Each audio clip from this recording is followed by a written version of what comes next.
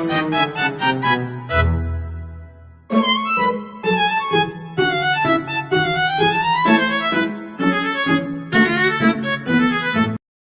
sore, selamat siang, dan selamat pagi untuk kita semua. Di sini kita akan melakukan podcast mengenai perundungan seksual dengan kami dari Berani Bicara. Dengan saya sendiri sebagai Arkadra, sebagai host, dan juga narasumber kami di sini ada Shiren dan juga ada Erel Triputra. Halo semuanya, selamat malam. Halo. Oke, podcast kita kali ini berjudul Suara yang Sering Dibungkam, Perundungan Seksual di Sekitar Kita. Oke. Nah, sebelum kita mengerucut nih bahas tentang perundungan seksual, menurut kalian berdua nih, pendapat kalian berdua, perundungan seksual itu apa sih? Kalau menurut kalian berdua? Iya. Ini menurut saya dulu ya. Iya, boleh deh. Jadi kalau menurut saya tuh sebagai pandangan cewek, sebenarnya perundungan seksual itu lebih diarahkan, lebih banyak korbannya tuh cewek. Jadi banyak lelaki-lelaki seperti catcalling gitu-gitu, itu membuat kita itu risih sebagai perempuan, dan itu bikin kita kepikiran terus, bahkan takut dan memunculkan rasa tidak percaya diri. Dan itu aja. Kalau menurut dari Eril sendiri gimana? Sebenarnya kalau dari aku sendiri perundungan seksual ya, karena kita bahas ini juga, ini lebih tepatnya mungkin kita ketahui seperti tindakan fisik, entah itu memegang hal yang mungkin kita tidak merasa nyaman, ataupun yang hal simpelnya ya betul yang kayak tadi Siren bilang, catcalling, itu aja sebenarnya udah termasuk pelecehan. Tetapi memang orang-orang tuh menganggapnya biasa aja, karena ya cuman sekedar bicara doang, karena menurut mereka tuh belum terlalu parah. Dan juga mungkin tadi Siren bilang kebanyakan korbannya perempuan, tetapi juga beberapa info juga aku lihat nih ya, juga ada korbannya laki-laki. Oh gitu. Nah, sebenarnya kalau menurut kalian, kenapa orang itu bisa dibilang pelecehan seksual, dan juga kenapa dia itu nggak dibilang pelecehan seksual? Karena kalau yang aku baca sendiri ya, kadang-kadang kalau orangnya itu mau dan nggak secara terpaksa, itu disebutnya nggak pelecehan seksual. Pelecehan seksual itu terjadi ketika salah satu orang itu nggak mau gitu. Jadi satu orang itu nolak. Kalau kedua belah pihaknya itu sama-sama mau, itu sebutnya bukan pelecehan seksual. Itu sih yang saya sendiri baca kayak gitu.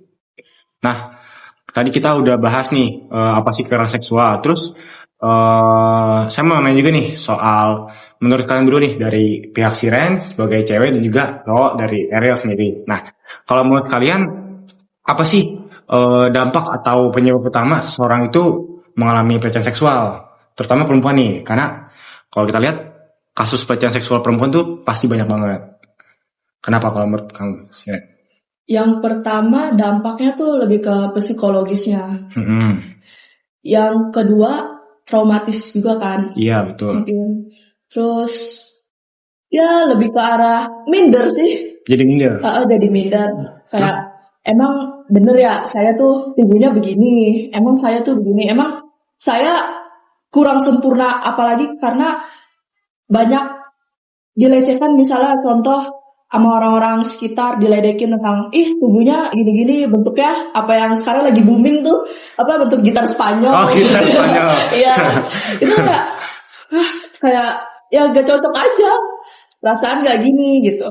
Itu terus kalau penyebabnya kira-kira apa? Kenapa kira-kira cowok lebih sering ngebully atau pelecehan seksual kepada perempuan atau perundungan seksual lah? Kira-kira apakah karena bajunya sering terbuka atau apa, gimana? Nah ini nih, banyak banget ini kan korban. Iya bener. Kalau misalnya cewek dilecehin, terus orang-orang di sekitar tuh malah nanya, emang kamu pakai baju terbuka? Emang kamu bajunya gimana? Itu enggak pakai itu sebenarnya kita korban kita juga kan. Betul. Kayak bagaimana ya, misalnya kita sekarang pakai baju batik itu karena aturan, tapi kalau misalnya kita lagi nongkrong ke kafe, mungkin ya beda setelah kita kayak ke sekolah, itu karena itu hak ekspresi kita dalam menunjukkan karakter kita bagaimana. Jadi sebenarnya kalau misalnya orang-orang lawan bilangnya karena gaya pakaian kamu terbuka, itu nggak bisa juga, karena mungkin emang cara dia berekspresi menunjukkan karakternya seperti itu. Jadi nggak bisa disalahin juga. Tapi ya mungkin ya gaya terbuka itu juga mengundang sebenarnya. Tapi benar, nggak bisa kita salahkan juga kan. setiap orang itu punya kebebasan masing-masing untuk berekspresi gitu kan. Kalau menurut kamu Real, dampaknya sama penyebabnya apa sih? Kalau menurut kamu kan tadi pihak cewek, kita juga pengen lihat nih kalau di pihak cowok tuh kayak apa sih? Karena yang kita tahu pelecehan seksual itu cuma karena cewek doang, karena cowok tuh juga bisa kan. Ya dampaknya itu pasti ya lebih ke mental nggak sih, traumatis atau psikologis ya. Tapi sebenarnya kalau kita sendiri mungkin sebagai cowok bisa harusnya membela kali ya, melawan gitu, karena kan ya kita bisa bela gitu. Tapi juga sebenarnya banyak juga korbannya. Kebanyakan sih yang aku tahu dari public figure. Contohnya mereka lagi kayak panggung atau misalkan kayak barikade kan pada mepet-mepet tuh. Itu kadang juga ada orang yang tiba-tiba megangnya kan kita nggak tahu. Kayak tiba-tiba megangnya apa, terus kan merasa orang nyaman itu juga foto-foto juga kan di area gitu. Atau lagi nih yang di TikTok misalnya ada orang gym atau apa, kayak komentarnya yang cewek-cewek pada mungkin kata kasarnya birahi lah ya. Banyak banget mungkin pernah lihat kan. Itu lebih kayak gitu sering sih. Lewat. Jadi sebenarnya tuh emang pelecehan seksual tuh nggak bisa merah satu gender doang kan. Jadi kita bisa lihat kalau cewek sama cowok tuh bisa kena ke arah pelecehan seksual. Nah, ngomong-ngomong nih kita lagi ngomongin pelecehan seksual. Aku mau nanya satu kasus sih yang lagi booming banget nih tentang pelecehan seksual. Sebenarnya nggak booming banget. Mungkin kalau kalian lihat di FYP TikTok kan, kalian semua main TikTok kan? Pasti kalian lihat dong, ada orang sholat itu dilecehin, lagi sujud, perempuan lagi sujud terus dilecehin, tiba-tiba dilompatin, gitu. Nah, kalau menurut kalian sendiri itu gimana mengenai pelecehan seksual yang sekarang ada? Terus ada nggak kalian pernah baca tentang berita apa lagi nih soal pelecehan seksual? Menurut saya tanggapan yang tadi sholat dulu ya, itu jelas-jelas gak etis. Karena kita sebagai perempuan lagi sujud, tiba-tiba diterkam. itu aneh banget. Apalagi kita di rumah Allah kan. Yang harusnya orang ngelakuin hal baik malah ngelakuin hal buruk di situ. Nah, kalian punya kasus-kasus lagi nggak yang paling baru atau yang lagi booming banget nih tentang pelecehan seksual? Kamu tahu nggak sih Ren? Ya, aku sih ambil contoh kasus yang dosen.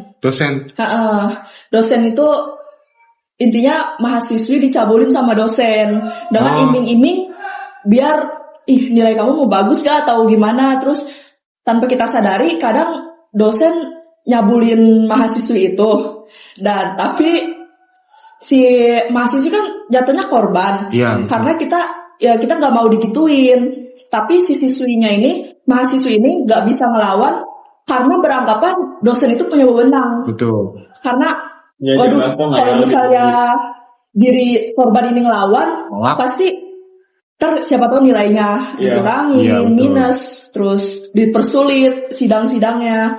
Jadi mungkin kekuasaan di atas segalanya. Jadi korban hanya diam saja, nggak bisa memberontak. Gitu contoh kasus saya. Sebenarnya kalau aku nggak punya kasus yang spesifik, tapi mungkin lebih ke bagaimana orang yang mengalami pelecehan itu bisa dapat yang melakukannya itu bisa dapat hukuman juga. Karena jujur kayak agak kurang gitu masih kayak paling dibantai-bantainya kalau lewat netizen gitu. Tapi kalau lewat benar-benar pihak berwenang itu kayak jarang, atau bahkan ya kayak misalnya tadi aku bilang kalau misalnya cowok mengalami pelecehan itu dia ngelapor ke pihak berwenang, tapi di pihak berwenang ini malah diketawain karena menurut dia kok bisa cowok mengalami ini nggak ngebela atau apa. Tapi kan sebenarnya setiap orang nggak tahu juga, mungkin dia emang udah tertekan atau emang udah kena mental duluan jadi nggak bisa ngelawan, kan kita nggak ada yang tahu. Saya mau nambahin satu contoh kasusnya yang paling banyak. Tadi gak dikasih hukuman, itu contohnya begal payudara. Itu kayak sering banget. Iya di jalan, sering banget juga di FYP. Kalau orang jalan tiba-tiba megang payudara. Dan itu masih banyak tapi gak ditindaklanjuti. Iya betul. Karena yang saya lihat juga orang tuh nganggap remeh gitu. Kayak ya udahlah biasa aja. Padahal yang tadi Siren bilang di awal, kalau pelaku pelecehan seksual korban dari pelecehan seksual itu alami traumatis. Terus aku pernah baca juga nih soal ada di Twitter. Jadi itu aku lagi baca Twitter. Adalah satu musisi. Dia itu bikin lagu tapi lagunya itu mengarah ke arah pedofil karena minoritas. Jadi dia bikin sebuah lagu nih, tapi dia bikin lagunya dengan lirik-lirik yang nyentrik kalau dia itu suka anak-anak tapi perempuan. Jadi nggak menutup kemungkinan bahwa pelecehan seksual itu juga bisa terjadi di mana aja gitu. Bukan soal chat atau bukan foto-foto, tapi bisa jadi sebuah lagu gitu. Jadi lagu pun bisa jadi bahan pelecehan seksual untuk orang lain. Walaupun emang kita bebas untuk mengekspresikan, cuma kan kita perlu batasan juga untuk mengekspresikan suatu pendapat kayak gitu. Nah, kita udah bahas panjang nih solusi dari pelecehan seksual, terus kasus-kasus yang beredar di sekitar kita di masyarakat. Nah, aku mau nanya solusi aja sih dari kalian berdua dan sarannya nih buat kedepannya untuk para korban mungkin yang mungkin para perempuan-perempuan terutama dan juga laki-laki, karena kita nggak menutup kemungkinan bahwa laki-laki juga bisa mengalami pelecehan seksual kan. Nah, buat kamu nih si Ren, ada nggak sih saran atau solusi buat orang-orang di sekitar sana untuk pelecehan seksual ini menurut kamu? Jadi dari yang udah tadi kita ambil contoh-contoh kasus, kan pasti kita bahkan kayak pasti mungkin akan mengalami kejadian misalnya di sekitar kita nih ada kejadian seperti itu. Kita lebih ke arah seperti judul podcast kita, temanya berani bicara. Jadi kita juga harus berani lapor kepada pihak yang berwenang, atau enggak kita juga berani membuka pikiran masing-masing pribadi untuk bahwa hal kayak gitu tuh nggak normal, nggak harus kita lakuin. Jadi kita bisa mencegahnya. Kalau menurut kamu Eril gimana nih? Kalau menurut mungkin kalau misalnya like, ada orang yang mengalami gitu ya, lebih tepatnya sih kita coba bela dulu sih. Maksudnya gak usah takut itu siapa, tapi karena itu kan udah menyangkut martabat diri kita, harga diri kita kan ya. Kalau udah kena pelecehan seksual, lebih tepatnya kita atasi dulu mungkin awalnya dengan pembelaan, lalu ya pasti lapor ke pihak berwenang. Dan juga ini kita kan ada nih kayak perlindungan anak dan perempuan, itu juga harusnya bergerak sih. Benar-benar harus turun tangan, kayak ada bukti juga kalau benar-benar diatasi dengan baik, karena ya buat apa ada lembaga itu kalau misalnya nggak diatasi dengan baik. Tadi yang diomongin si Ren yang juga sama Eril tuh benar. Aku mau nambahin nih. Kita kan sekarang lagi zamannya medsos nih. Nah, semua bentuk perundungan itu kita bisa.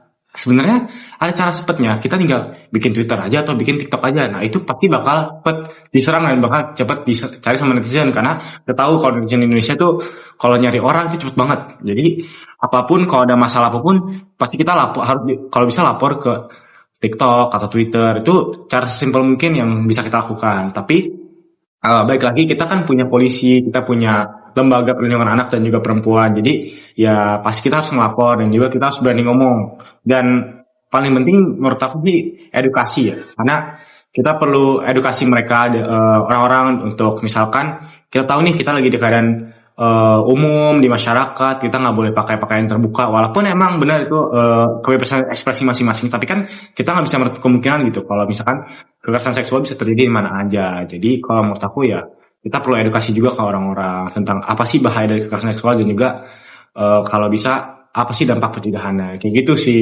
Iya betul, setuju. Sangat berbobot materi. Betul. Oke, karena mungkin waktunya udah mulai menipis nih, kita juga udah gak punya banyak waktu lagi. Mungkin terima kasih semuanya yang udah bisa dengerin podcast kita bersama Berani Bicara.